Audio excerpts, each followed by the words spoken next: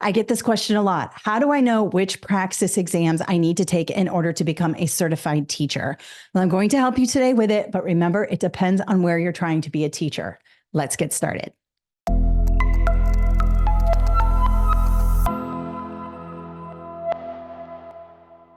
I'm Kathleen Jasper, and for the last 10 years, I've been helping people pass their certification exams and get the jobs they want in education. I also have a black lab who's in my office with me today, so you might see her moving around behind me. She likes to hang out with me while I do videos.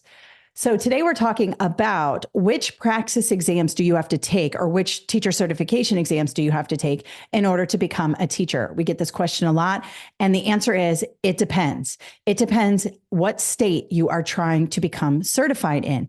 Every state is different. Each state decides how it wants its teachers to become certified. There are a number of different elementary education exams. There's a bunch of different math exams. There are a bunch of different companies. There's Pearson, which is a big company that makes certification exams. There's ETS, which is another company that makes certification exams. Your state might use Pearson. Your state might use ETS. It all depends. That's why it's very important that you go to your state Department of Education website and look under certification. There will be a link there, and it'll list out all of the exams you need to take. Now, if you are an ETS state, that means you take the praxis exams. If you're taking the MTELs or the Science of Teaching Reading or the Pearson Foundations of Reading, and there are a bunch of others, that is a Pearson exam. So it just depends on which company your state has chosen to administer the teacher certification exams. And sometimes states use both companies. For example, a lot of states use the speech pathologist exam from Praxis. It's like the #1 exam for speech pathologists, but then they might use other exams from Pearson. So it just depends, and you need to make sure you have a look at your state's requirements. Don't spend money on study materials from my company or any other company until you nail down exactly what you need to do. Now, I'm going to show you how you can use the ETS website to do that, because they have a lot of information. And so this will help you do that. Let's hop over to my screen so I can show you how to do that now. So the best Google term that I've found to get me to the right place is praxis scores by state, because it'll bring me to two places. State requirements, this is going to tell you what tests you have to take based on your state, and score requirements. This will tell you which score your state requires. For example, for the elementary education exam, some states require like a 141 on the math, others require a 139.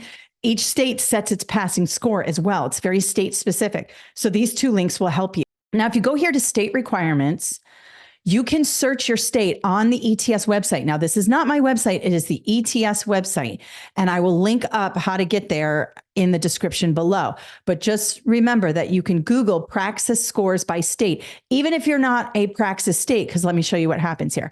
Let's just select New Jersey here. We have a lot of New Jersey teachers who use our product. So you click New Jersey. And when you do, you will see that this all pops up. Now, if your state uses ETS, that's the praxis exams, you're going to have this big, long list of different exams. You can notice here, let's say you're trying to teach elementary education. You click here and you'll see your test is the 5001, which includes 02, 03, 04, 05. I have lots of videos on that. I'll link them up. And then you also have some education preparation. You're probably going to have to take the Praxis Core, although there are some rules around that as well. If you need to check with this particular state, New Jersey, to see if you can maybe not take this exam. Perhaps if you got a certain score on your ACT or whatever, then you could maybe not take this exam. It all depends. It will tell you. Now, you can see, let's say you want to be a middle school teacher. And you want to be middle school language arts. This is the test you're going to take, the 5047, or middle school math, the 5164. The same thing goes with secondary. This is high school. You can see computer science, biology, it just depends, because once you get to high school, you're very content specific. And as you go down all grades, you can see that there's art, PE, there's all different things here that you want to take a look at. When you further move down, you will see the State Department of Education logo here and a link to go to that website. I recommend, even when you look at this on the ETS website, that you also click this, because this will take you to the actual State Department of Education, which will tell you exactly what you need to do here, how to apply, all of the things that you need to do. Now let's go to a state that does not use ETS. I know that Massachusetts uses Pearson because they do the MTELs. So I'm going to click Massachusetts and hit go. When I do, you can see what's missing, all of those long drop downs that we had with New Jersey. There are a couple of areas in which Massachusetts uses ETS, according to this website. There's communication and literacy. That's a very specialized exam. And then let's see here. We've got ESOL. They use some ESOL stuff here for Massachusetts and physical education. Okay. But all the other tests must be done by somebody else because they're not popping up here. So then what you would do is, remember, scroll down a little bit and you can click certification website. ETS provides you with this. Go straight to the certification website. So you can see here that it takes us to the Massachusetts Department of Education website here. And as you scroll down, you can see licensure requirements, testing requirements. We're going to click that and it talks to you about the MTELs and what you need to do. So you need to click around. You can see test preparation materials. It's probably going to take you to the Pearson website, and it does NESINC, which is the Pearson website. Let me zoom out just a little bit here. You can see here that now you select a test. These are all the tests. Be sure you are exploring your specific State Department of Education website. It's going to tell you exactly what you need. Now, of course, you can get there partly with the ETS website. It'll take you, even if Massachusetts doesn't use ETS, it'll help you with the certification website here. Let's try another one. Let's try Nebraska. I think Nebraska is also a Pearson. Okay, yes. See, notice that we don't have that big, long thing that we had with New Jersey, all the different tests. We just have a couple of tests here. And then Nebraska certification website. Go there. And, each state is different. They're not very user friendly. They're kind of clunky. I mean, this is a pretty clunky website. No offense to Nebraska, but you can see that they have all of the information here. So you're going to have to decide, which test you are taking, which content area you want to be certified in, and this will help you. You may also want to check out the application process and all of that for your specific state.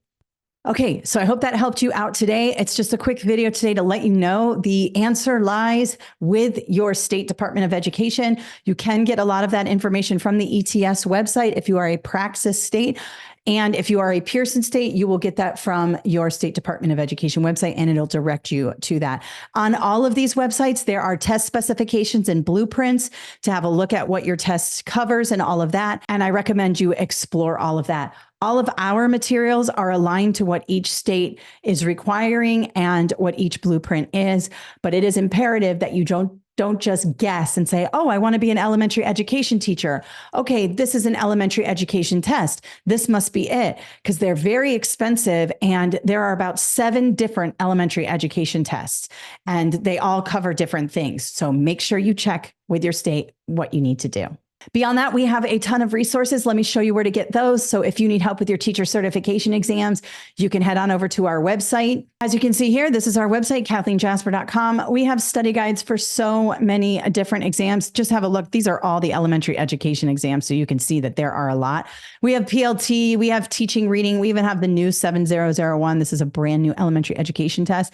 Lots of this stuff will take you to Amazon if you prefer a physical book. We sell them digitally on our website, so it'll be an email sent to you with a PDF you can save to your device. Or if you would prefer a physical copy, just go here, click this Amazon link, and it'll take you right to the physical copy on Amazon, delivered to you within a couple days via Amazon Prime. I also have tons of online courses that are very comprehensive. You can see here that we have the multiple subjects 5001. We have extra practice tests. We have audio courses. We have leadership. We have pre-K, elementary, middle, and high school. New practice tests here, a bunch of new batches for the elementary education. And I have a brand new teacher interview course. This is going to help you with the interview process. I have hired tons of teachers as an assistant principal, and I know what they're going to ask you, and I know what they want to hear. So I have constructed this course very easy. You can even use it as an audio course on your phone. It's got a few downloads, and it'll help you understand how to answer some of those complex questions you get in the interview process. So don't forget to check out KathleenJasper.com and more on my YouTube channel. There's tons of videos here and on TikTok, Instagram, and Facebook. I wish you luck in your journey to become a certified instructor. Let me know how you're doing in the comments below, and I hope you have an awesome day. Bye.